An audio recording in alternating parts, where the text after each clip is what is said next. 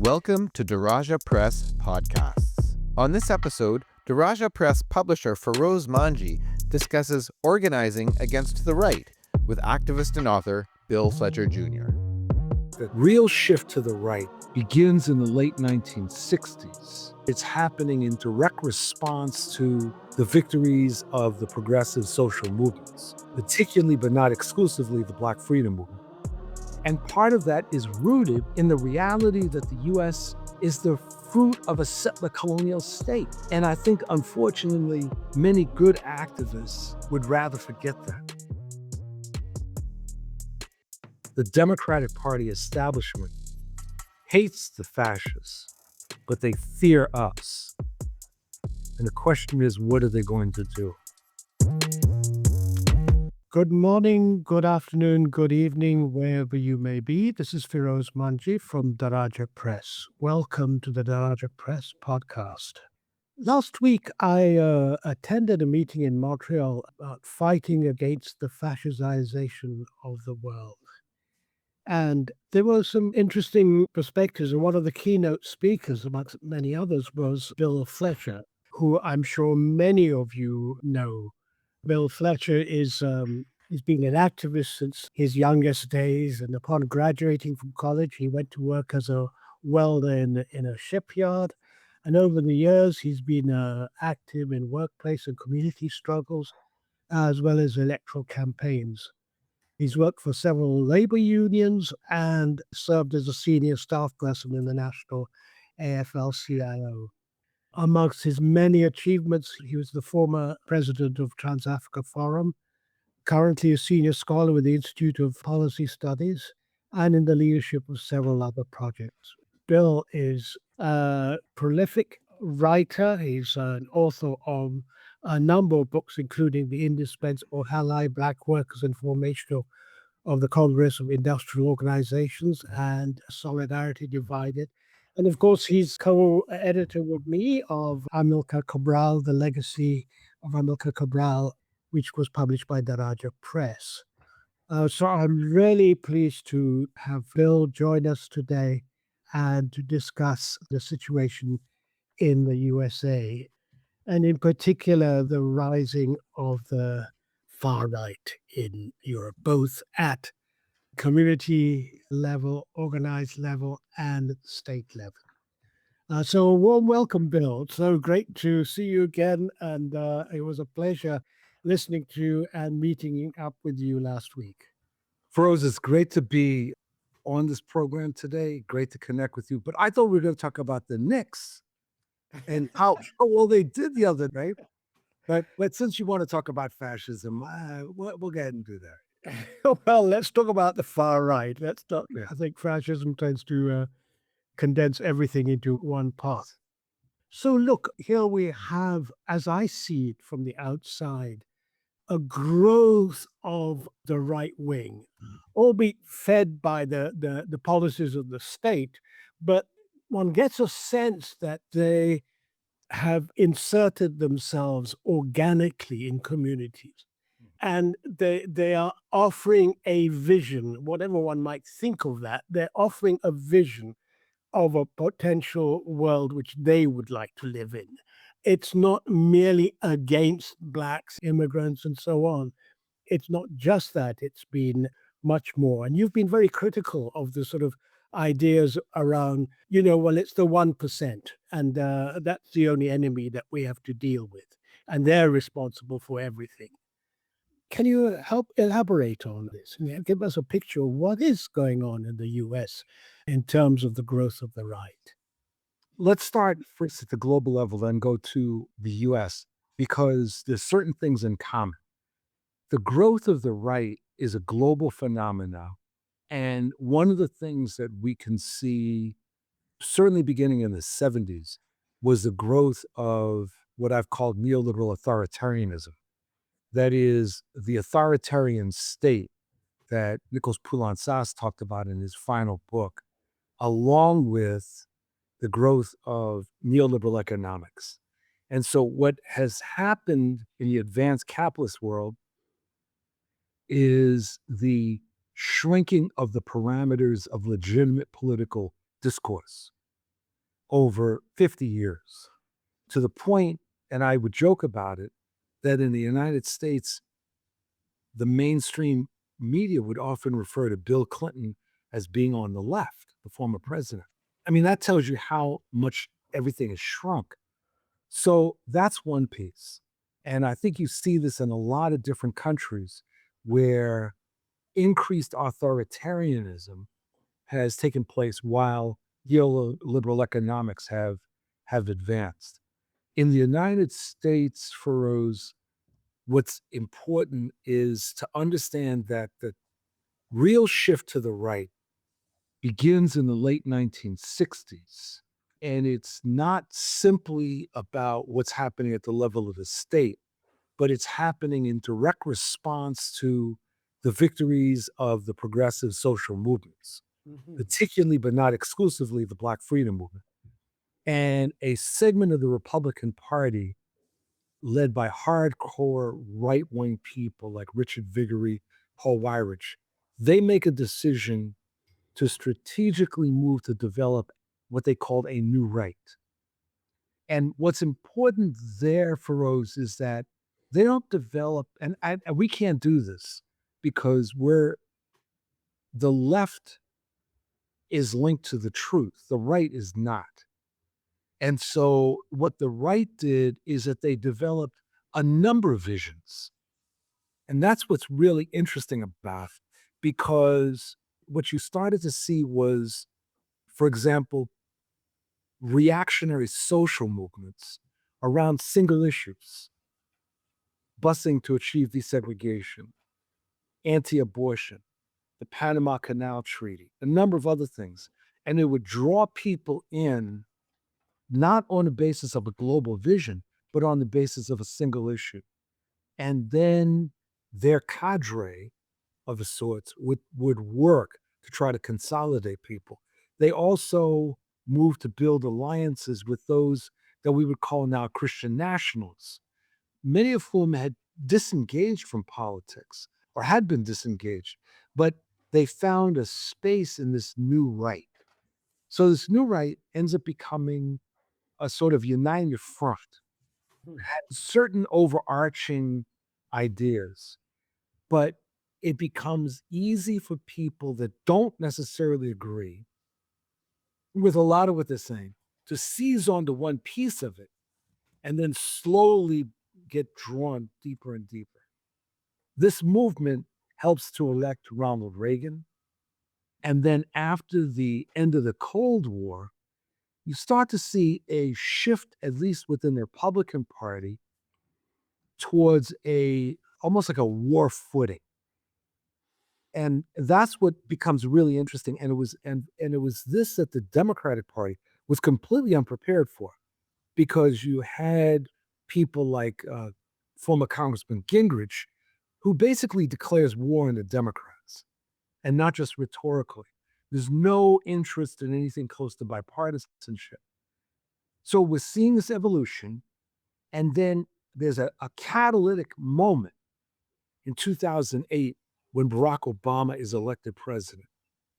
And that really triggers forces on the far right who now have to grapple with this Black guy being the president of what they saw to be the white republic. That catalytic moment develops the Tea Party, so-called Tea Party, and the so-called birther movement that Donald Trump heralded. That laid the basis for what, not just Trump's election in 2016, but for a move in a right-wing populist movement into the realm of neo-fascism. So we're actually seeing the result of more than 50 years with a very orchestrated strategy among some sections of the right. So it's not a conspiracy theory. They were working on a strategy. And that, along with the impact of neoliberalism, the election of Obama, et cetera, it helped to bring about a qualitative shift. But that shift also occurred amongst the Democrats. I mean, they were pulled to the right as well. Yes, they were. And that was a battle that took place in the 1980s, actually beginning in the late 1970s, when you started to see this terminology, New Democrats. The late Paul Tsongas, who was a senator in Massachusetts, ran a campaign against a Black Republican senator, Brooke. And his basic message was that I'm a New Democrat. And the question was, what does that New Democrat notion mean? And what it meant was a shift to the right, as you were indicating, not to the far right, but a shift to the right, a downplaying of support for progressive social movements, and the slow but steady growth of support for neoliberal economics, which then by the mid 1980s takes the form of this organization called the Democratic Leadership Council that was led by the governor of Arkansas, William Clinton. A battle between that notion and a progressive notion plays itself out in the 84, but particularly 88 presidential elections when Jesse Jackson runs for president on a very progressive platform, probably the most left-leaning platform of any mainstream politician, including, and more recently, Bernie Sanders. So you're right that the Democrats trail behind the Republicans in the shift towards adoption of neoliberalism. And certainly by the time that Clinton is elected, despite the fact that he could play jazz saxophone, his politics were, it was a different, it was a different party. And a new leadership had emerged that then kept making concessions to the right. And this is what was so dangerous, not just in the Clinton years, but then when Obama takes over in 2009 for Rose.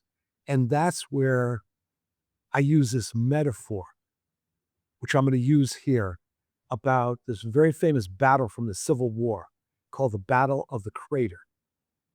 And I want your listeners to listen to this story. In 1864, Union troops surrounded Petersburg, Virginia, and the Confederate forces had formidable defenses.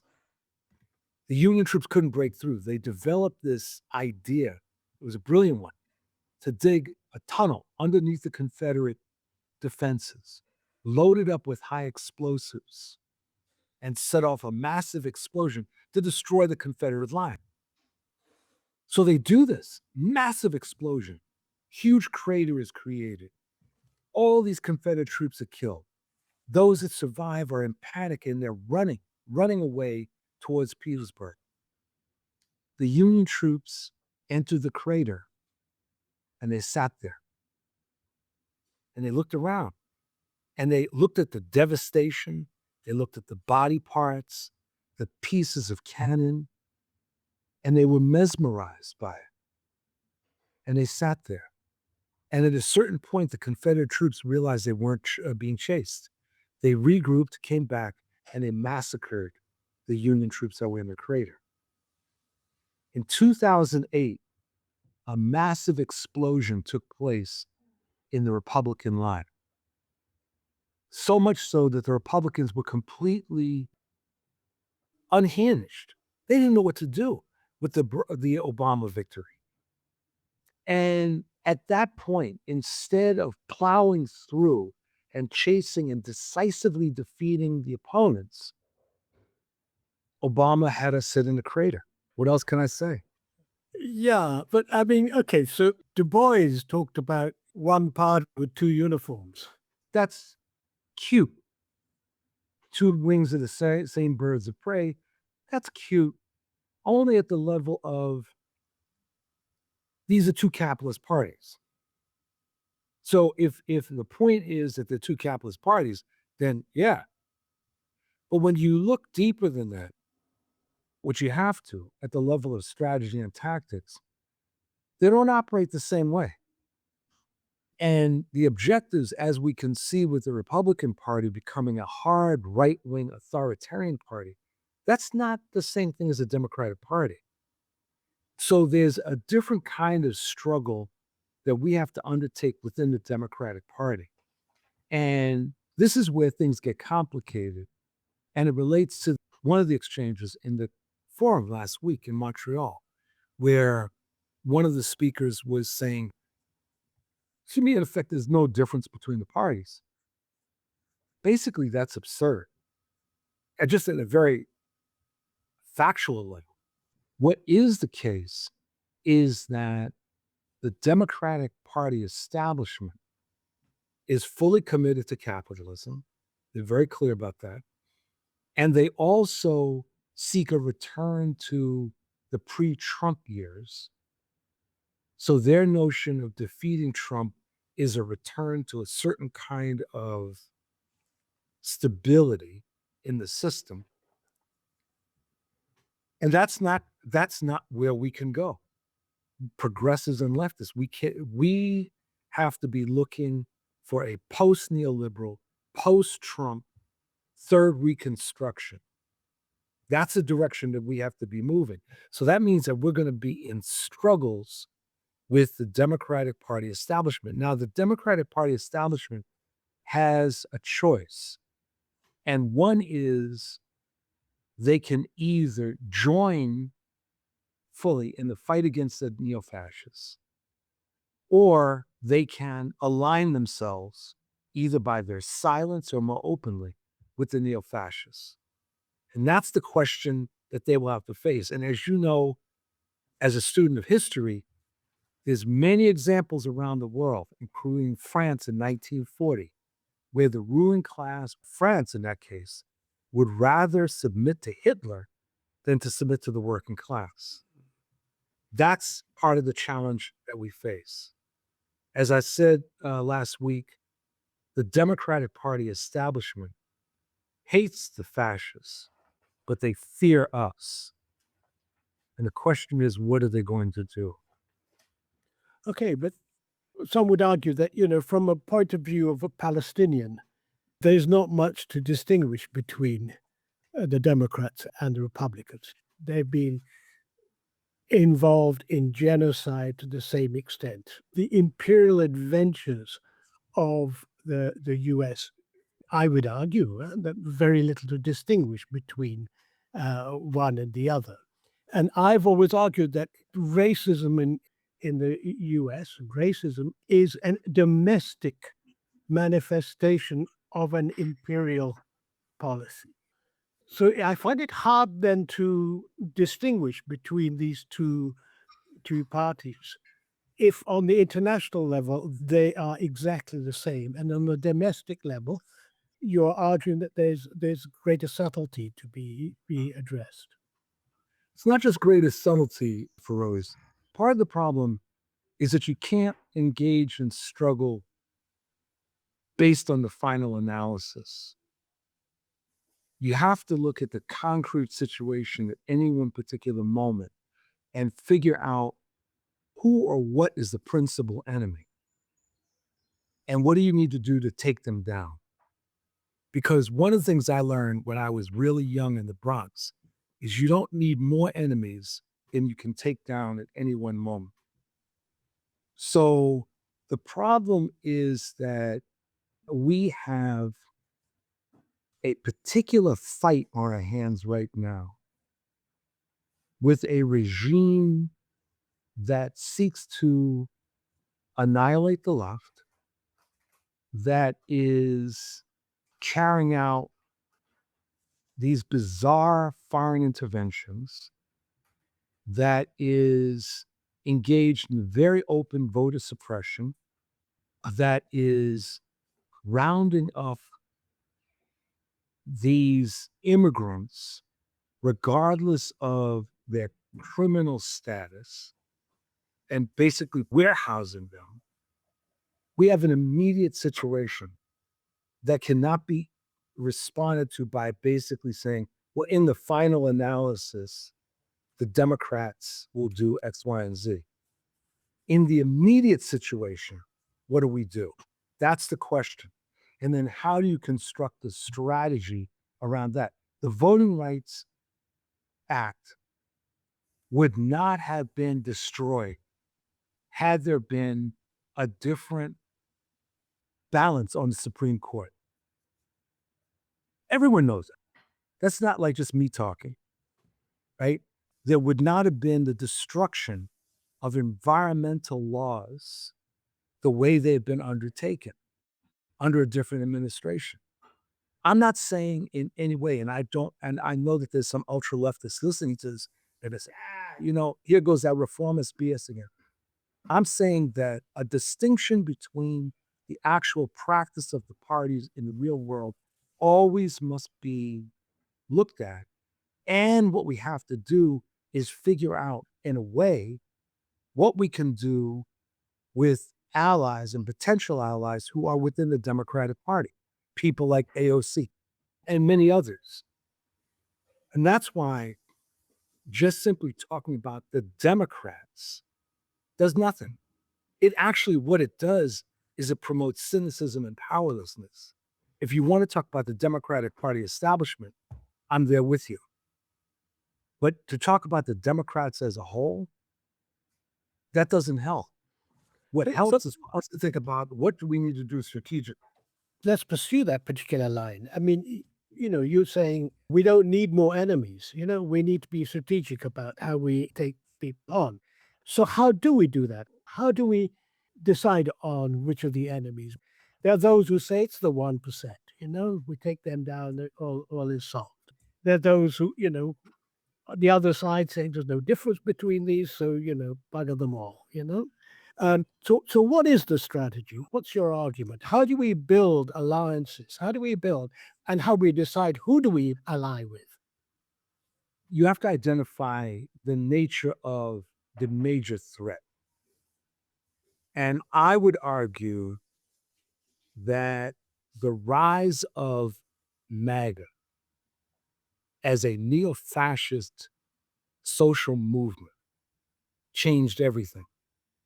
That the objectives of MAGA are not conservative in the sense of holding back change.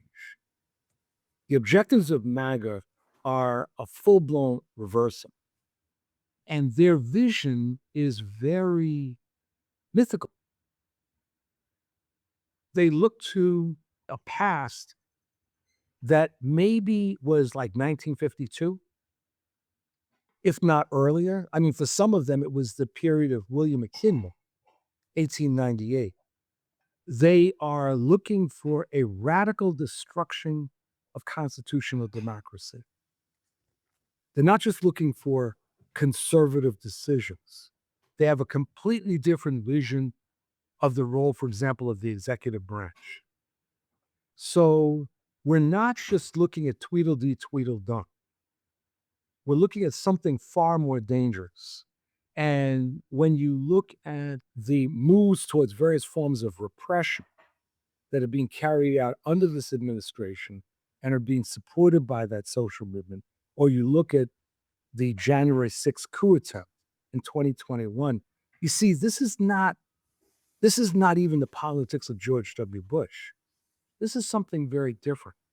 So my argument is that we need to unite a broad front against the right.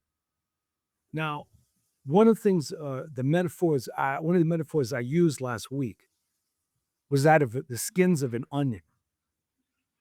And that the outer skin of the onion is a broad anti-fascist consensus, very broad, includes most of the people of the United States, and who are deeply opposed to fascism or right-wing authoritarianism.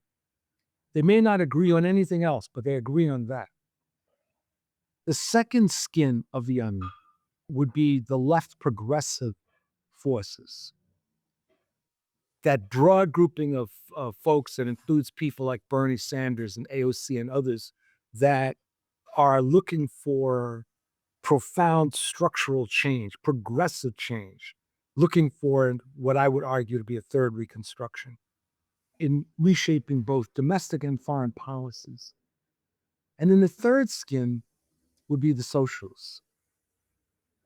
And the socialists have the obligation to be operating, contrary to the ultra left, operating not just among themselves, but operating with all three skins, layers. That we have an obligation to be fighting to influence the direction of the anti fascist consensus. We have an obligation to be fighting to push the left progressive forces further to the left, but deeper towards a third reconstruction. We need to be fighting for political power right now. And contrary to that speaker last week, with whom I had serious disagreements, I don't think you tell people, well, the only answer is socialism. I mean, that's like saying, we don't have to worry about this because when we die, we're all going to heaven, right? It's like, no, that doesn't work. Let's talk about what do masses of people right now who are rejecting neo-fascism and many who are looking for answers for something that is not a return to the past. What do we say? And those are the people, that's why we have to work to strengthen and expand the left progressive bloc and the anti-fascist consensus. So that's the strategic orientation that I have. I think that anyone that says, except on a tactical basis, that you fight the Democrats and Republicans the same way at the same time is completely missing the mark. Now, that doesn't mean that there aren't circumstances, particularly in the United States and Democratic-dominated states, where the principal enemy may be representatives of the Democratic Party establishment who are either making concessions to the far right or trying to advance new and improved forms of neoliberalism. We got to take them off. Even if they agree with us that Trump needs to go, we still need to fight them. But that's a distinction that I would make. You made a very helpful intervention last week when you talked about how, as a trade unionist, if you're going into a shop floor which is not unionized, how do you do it? I think it would be Right. quite helpful for our audience. Yeah, thank If you. you could explain that in further more details, and because I think I found that really, really helpful in understanding how to apply those classic tactics we use in the union movement. Well, I appreciate you asking me. So let me first tell you how that popped into my head originally. I was giving a talk earlier this year to trade unionists from different countries, and they were mainly leaders or top staff. And in every case, they were talking about the challenges that they're facing with the far right within their ranks, within the unions, whether it was Australia or Britain, Canada or the US, right?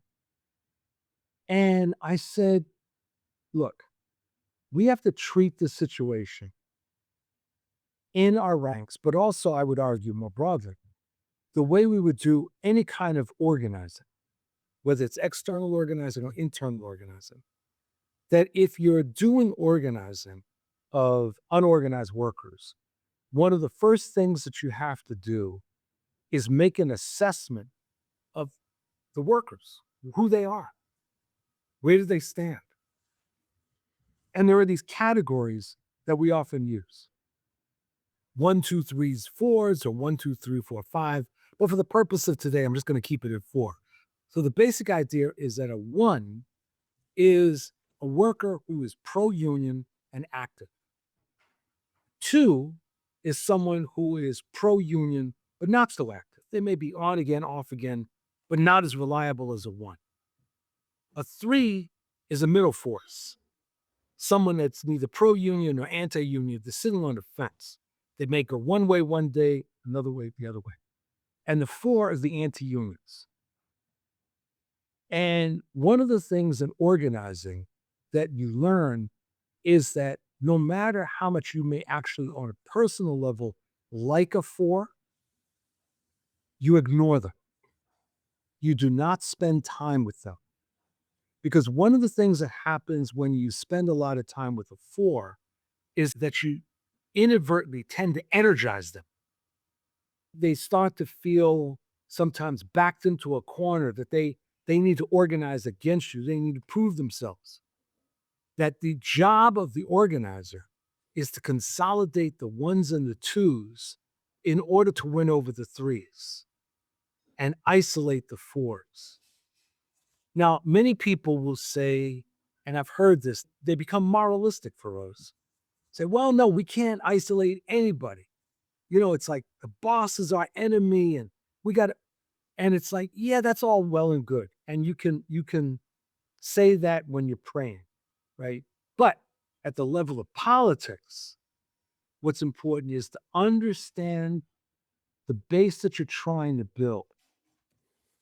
In the United States, at a larger level, right, about a third of the population are what I call zombies.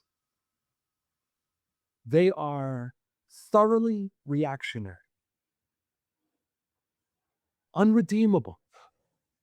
They've lost the ability at empathy, the capacity. And in fact, Firoze, this may come as a surprise, within the far right, there's a new pseudo-religious theory that empathy as a notion is contrary to the Bible, right? So you have like roughly a third, and you can see this in election after election. And you can even like looking at Trump's support, it's not going to go, even we'd love to believe it will, it won't go below 30% in terms of his favorability. That's the reality. Now, do we spend time trying to reach the 30%? Hell no. I emphasize hell no. We leave them alone. Our job has got to be to solidify, win over and solidify that 70% and isolate and make politically ineffective that 30%. And one of the things that happened in the Occupy era was when people talked about the 99% against the 1%. And that was like cute. It was also delusional. It's never been anything like that.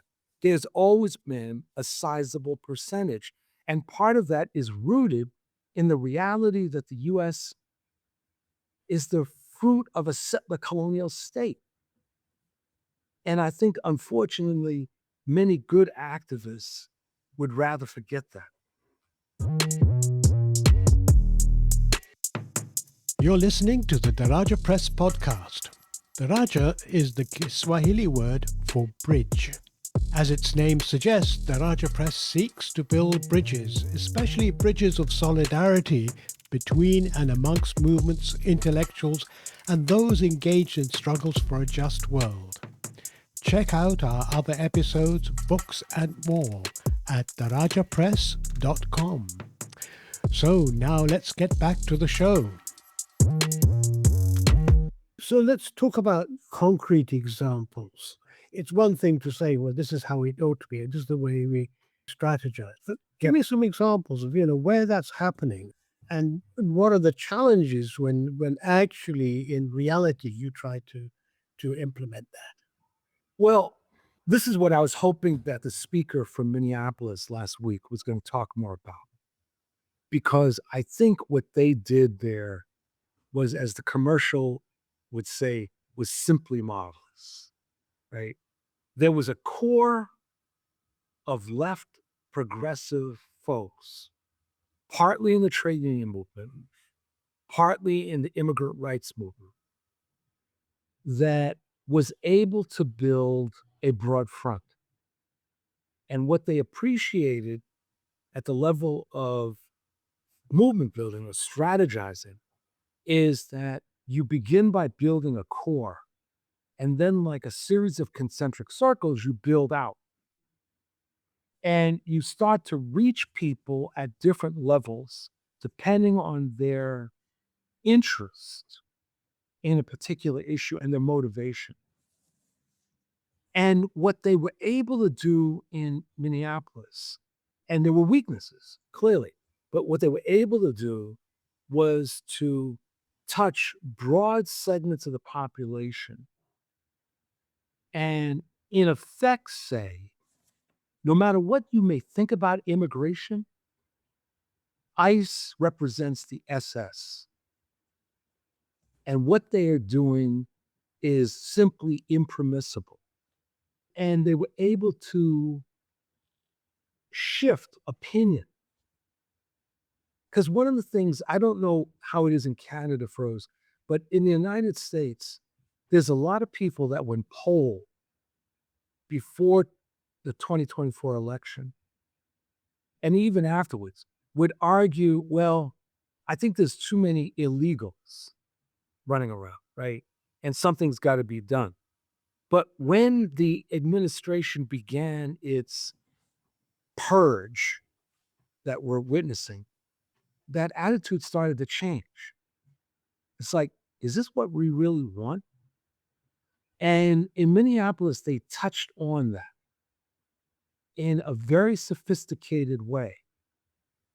And I think that that's one of the best examples. In Los Angeles, when Trump deployed National Guard troops to support ICE, one of the brilliant tactical steps that were taken by the anti-MAGA forces was to distinguish between ICE and the National Guard.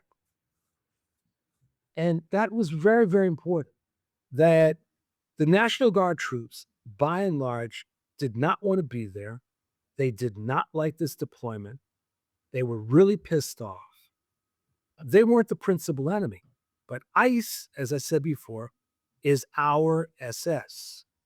And people understood that. And they built a mass rejection of ICE. So we've seen it can be done. It absolutely can be done.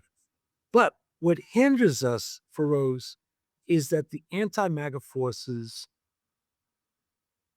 lack a unified strategy.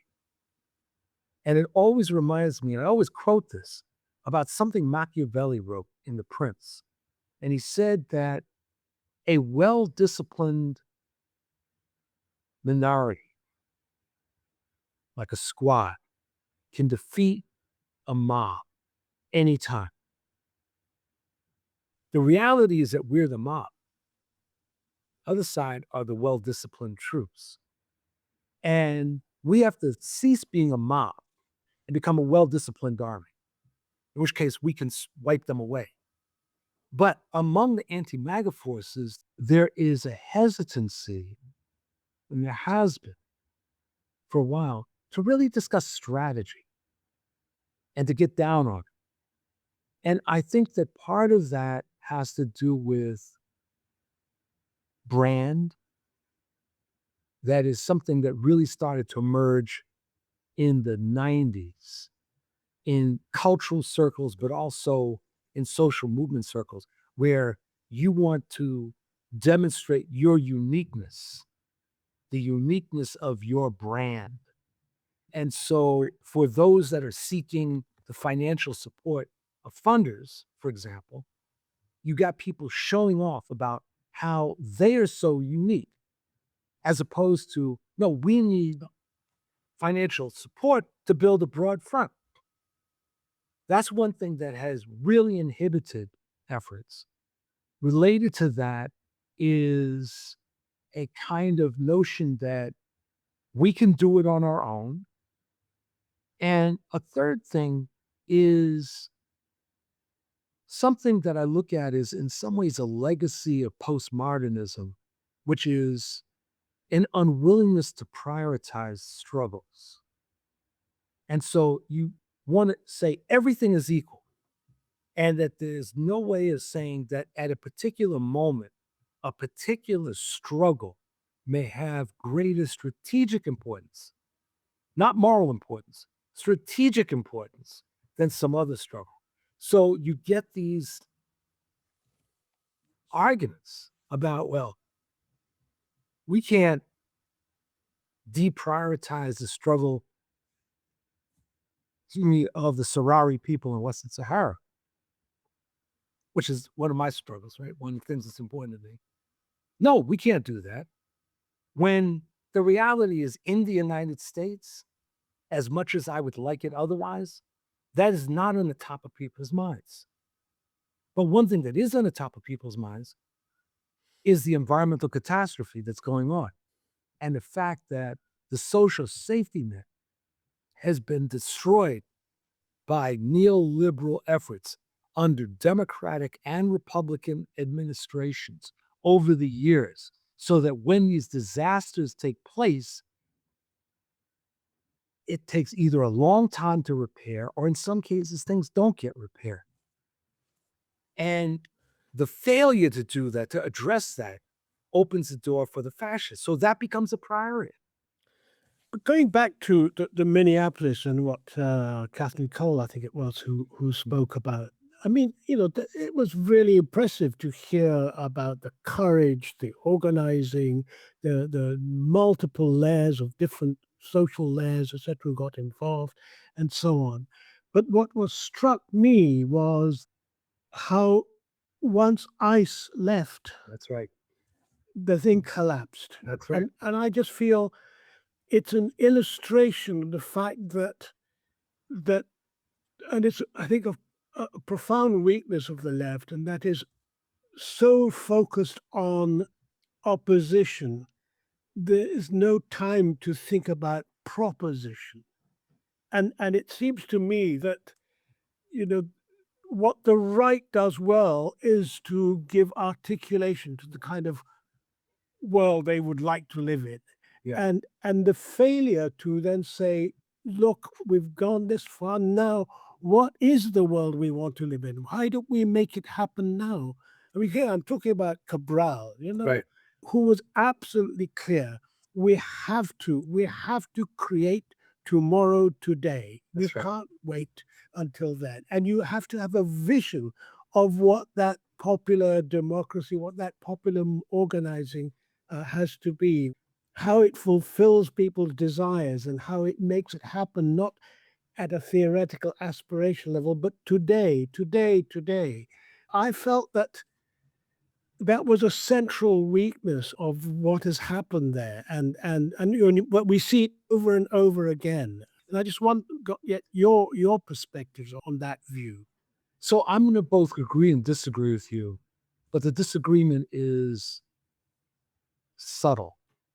What Kathleen was describing was in many ways reminiscent of what happens after election campaigns. Right?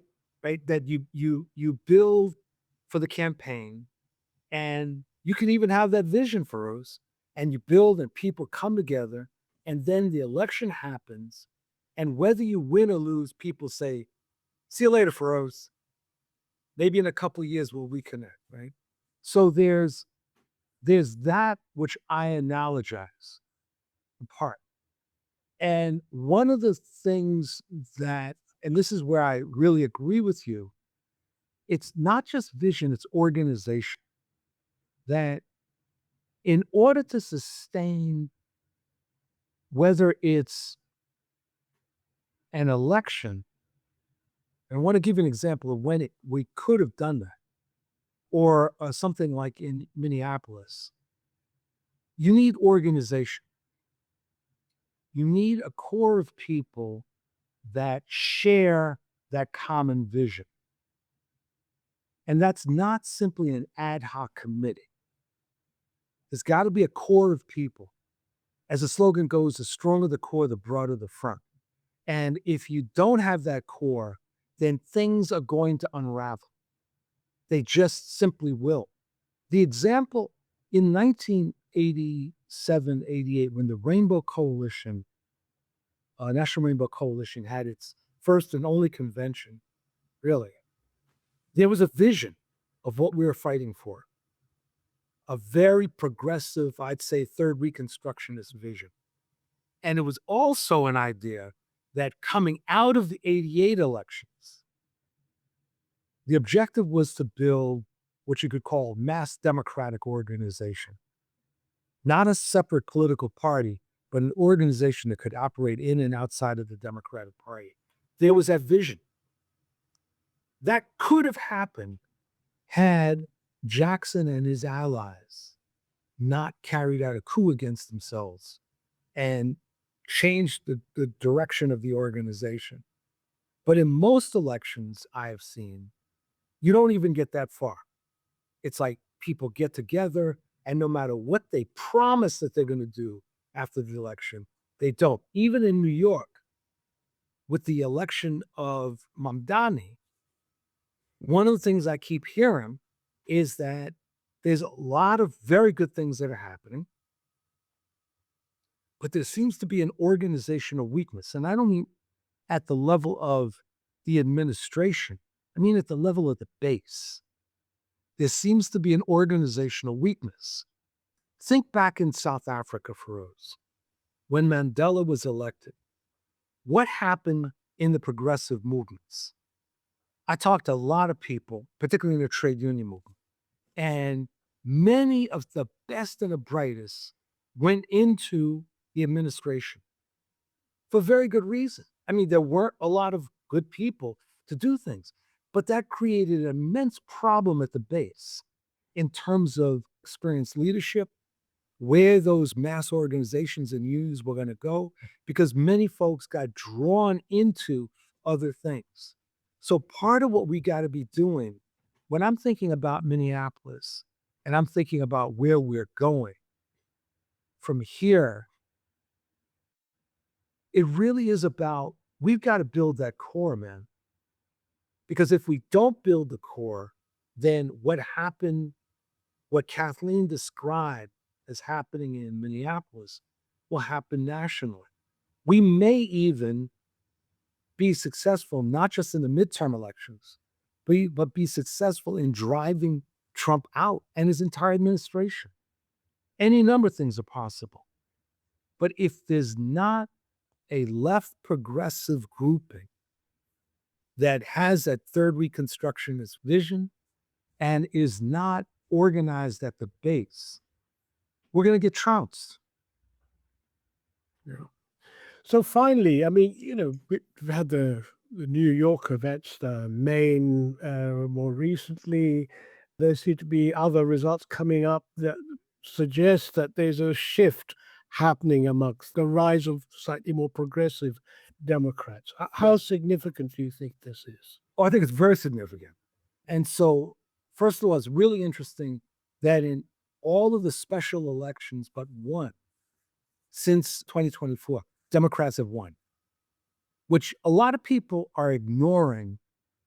If people on the left are ignoring that, and while they basically, blow their noses at the Democrats. But the other thing that's happening is exactly what you said, the rise of a more progressive wing. But I don't want to throw a wet blanket on that by what I'm going to say. I'm excited about it. But again, Firoze, in the absence of organization, it will go nowhere. Even among the best of these progressives, what can happen is that they start to believe their own publicity. And they start thinking about themselves as iconic figures. And they think less and less about organization building. Even Senator Bernie Sanders, who I have great respect for, right, is not someone who builds organizations. He'll give a blessing to the building of something like he did with our revolution, but he actually need leaders that are going to do more than that. My example was the late Mel King in Boston, who ran for mayor twice, and in 1983 ran a transformative election, even though he lost. And the thing about Mel that I thought was so remarkable is that he was a leftist who operated in all kinds of circles, but he was always promoting the building of organization. Always. And going around helping to get things started. Then he would move on. Sometimes that would drive me crazy because we loved him so much. We went, no, you got to stay here with us, right? And Mel understood that his role was not to stay there, but to help to promote the building of organization among the masses. For us, that's what we need among our political leaders. I had a discussion years ago with a friend of mine who ran for office in California, was elected state assembly, and is very proud of him. And I said to him, I said, okay, bro, now what are our next steps towards building organization? He interpreted my question as meaning, what were the next steps towards building his campaign organization in his district for the next election? I said, no, that's not what I'm talking about, man. I'm talking about what are the next, now that you're elected, what are the next steps towards building a progressive electoral organization, right? And what are you going to do? And he started speaking Mandarin. I mean, it just Much more sophisticated language, by the way. it is, except I don't understand it at all. Right. And so it's like it was really interesting. He did not have a response for us. But it's this Lenin talked about parliamentary cretinism, belief that it is in the system that you can make those changes without building an external, non-parliamentary, non-state movement.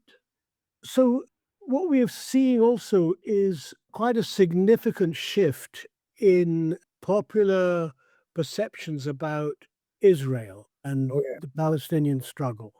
Something I read recently, something like 60+% today stand against the policies of the Trump administration and against the Israeli settler colony. But here we have the connection between imperialist ventures in West Asia and electoral politics in the US, with Right. APAC spending billions to get their folks in. What are the possibilities of organizing on a mass scale and, a serious mass movement against the genocide, against the invasion of Iran, against the invasion and the genocide of Lebanon, and so on? What are your thoughts? Because I think we have to connect the dots here. So we saw a historic mass movement in the United States against the genocide that shook the political establishment, both the Republican and Democratic parties. No one expected the kind of outrage and visibility that we started to see in 2023, 2024. And that helps us understand the repressive steps that the Trump administration took immediately to silence criticism of Israel and turning the allegations of anti Semitism into a weapon to suppress dissent. So we saw that. We saw splits within the Democratic Party that were very, very profound, continue to be profound. And it's really interesting because now, within the Democratic Party, it is easier to be pro-Palestinian than probably at any time in my life. Now, what does not exist, in part because the pro-Palestinian movement in the United States is very fragmented, is a real united front of pro-Palestinian forces, much like the problem we have around the issue of Cuba, to be honest. That you have these different factions and sects that are more interested in advancing their own platform than they are winning. And I think that both in the case of Palestine and Cuba, that hurts the ability to develop and project a cohesive response to the policies of this government and the policies of Netanyahu. The Israeli regime is systematically isolating itself from the rest of the world and including the United States. So I think that the critical thing will be the building of a broader front here and the identification of what is the minimum level of unity that's needed to constitute that front. This was the problem we had in the lead up to the Iraq War, Firoze, in the United States, that there were those that kept raising the bar, that it wasn't enough to just oppose the war. You had to have a position on North Korea, right? And you had to have a position on something else. And that ended up chasing away many forces that we needed in order to stand against the aggression against Iraq. And I think that that's part of our challenge on both the questions of Palestine and Cuba. Well, we've come up to the hour, Bill, and I could sit here and continue this discussion for another few hours. But we will have to have that at some other time. All right. But I really appreciate your giving time to discuss these issues, and I hope we'll find other opportunities to have further discussions. So a warm thanks to you for sparing time for participating in this. My pleasure. Thank you. And it was great seeing you last week. It's been far too long. Far too long, far too long. Yeah. But while you can come here, we're not crossing the border. I understand completely. So, All right. yeah. Okay. You All right, take man. care. Take care. All right. See Take you care. Bye. You were listening to Daraja Press Podcasts with host Firoze Manji in conversation with activist and author Bill Fletcher Jr. Produced by Firoze Manji and Pierre Loisel. Music by Arlo Maverick. You can find other podcasts, books, and more at darajapress.com. Thanks for listening.